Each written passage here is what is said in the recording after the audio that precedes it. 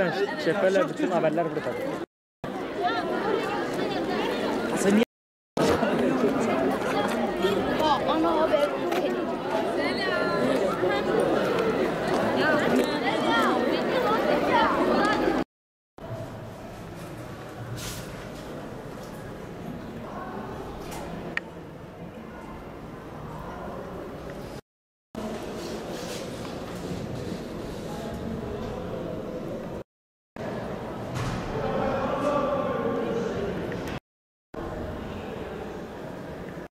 Hadi çık gel. Gücüm kalmadı. Halim yok. Bir umut ver Aybükem.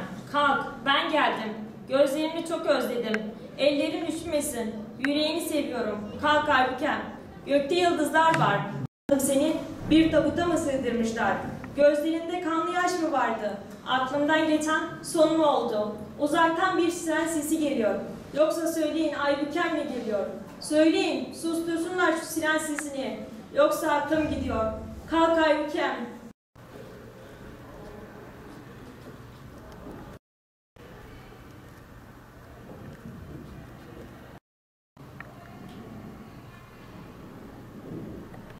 Unutmadık ve asla unutturmayacağız.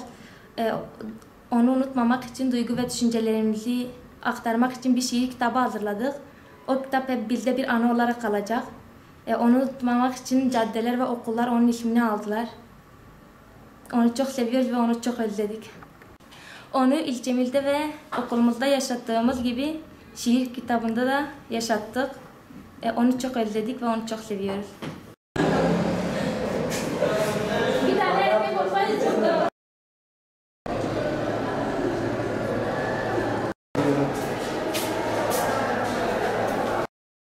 Aybüke hocam hiç zaman unutmadı. Zaten unutmayacağız. O zaman her zaman aklımızda ve emeği çok büyük bir şekilde vardır.